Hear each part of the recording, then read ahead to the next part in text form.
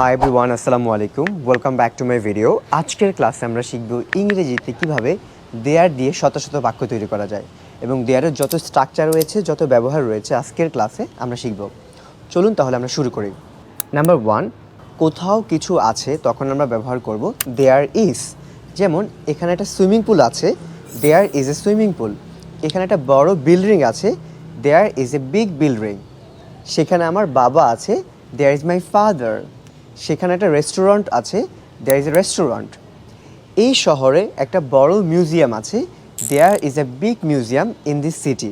তাহলে কোথাও কিছু আছে তখন আমরা ব্যবহার করব দেয়ার ইজ।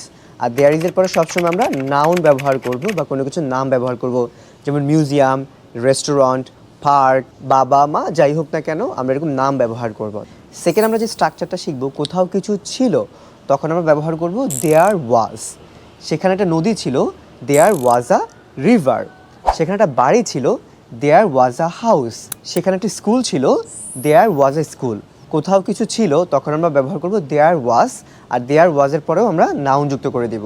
নাম্বার 3, কোথাও কিছু থাকবে, এটা আপনার পরিকল্পনা, তখন আপনি ব্যবহার করবেন দেয়ার উইল বি। সেখানে একটা বড় বাড়ি থাকবে, there will be a big house. সেখানে একটা পার্ক থাকবে, there will be a park.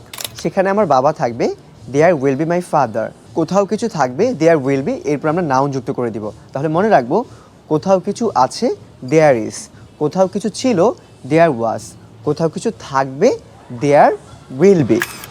এবার যদি একটি না বুঝিয়ে দুইটি বোঝানো হয় বা তার অধিক বোঝানো হয়, তখন আমরা ব্যবহার করব দেয়ার আর, মানে কোথাও কিছু আছে। সেখানে অনেকগুলো শপ রয়েছে, দেয়ার আর ম্যানি শপস। সেখানে অনেকগুলো রেস্টুরেন্টস রয়েছে, দেয়ার আর ম্যানি রেস্টুরেন্টস। সেখানে আমার বাবা এবং মা রয়েছে, দেয়ার আর মাই ফাদার অ্যান্ড মাদার। তাহলে কোথাও কিছু আছে একের বেশি হলে তখন আমরা দেয়ার আর ব্যবহার করব। আর কোথাও কিছু ছিল, সেটা 2টা 3টা 5টা মানে অনেকগুলো ছিল, তখন আমরা ব্যবহার করব দেয়ার ওয়্যার। সেখানে অনেকগুলো গাছ ছিল, দেয়ার ওয়্যার ম্যানি ট্রিজ। সেখানে অনেকগুলো বিল্ডিং ছিল, দেয়ার ওয়্যার ম্যানি বিল্ডিংস। কিছু আছে, দেয়ার আর, কিছু ছিল, দেয়ার ওয়্যার।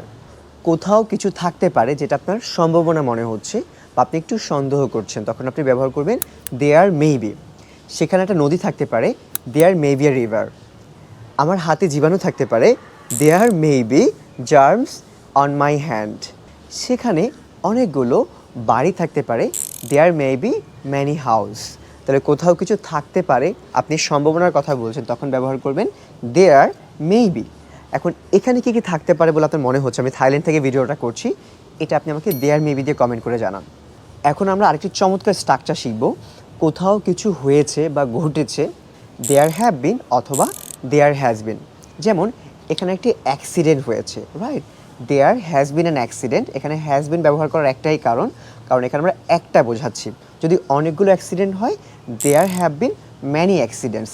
এখানে অনেকগুলো অ্যাক্সিডেন্টের কথা বলা হয়েছে, সেজন্য আমরা হ্যাভ বিন ব্যবহার করছি। এখানে একটা সমস্যা হয়েছে, দেয়ার হ্যাজ বিন এ প্রবলেম। এখানে অনেকগুলো সমস্যা হয়েছে, there have been many problems, right. তাহলে মনে রাখবেন, কোথাও যদি কোনো কিছু হয়েছে বা ঘটেছে তখন আমরা ব্যবহার করব দেয়ার হ্যাভ বিন অথবা হ্যাজ বিন, আর এরপরেও কিন্তু নাউন যুক্ত করে দিতে হয়। ছোট্ট একটা টিপস দিয়ে দিই, দেয়ারের ব্যবহারের ক্ষেত্রে আমরা সব জায়গায় নাউনের ব্যবহারটা করব। সো অলরাইট এভরিওয়ান, আজকের ক্লাসে আমরা চমৎকারভাবে দেয়ারের সবগুলো ব্যবহার এক ক্লাসে শিখে ফেলাম। আশা করি ভালো লেগেছে। অবশ্যই সবাই কমেন্ট করবেন কেমন লেগেছে, আর এই ধরনের ভিডিও পেতে অবশ্যই আমাকে সাবস্ক্রাইব করবেন এবং ফলো করবেন এবং লাইক করবেন। আর এই ভিডিওটা আমি করছি থাইল্যান্ড থেকে। Thank you for watching, see you again, goodbye, আসসালামু আলাইকুম সবাইকে।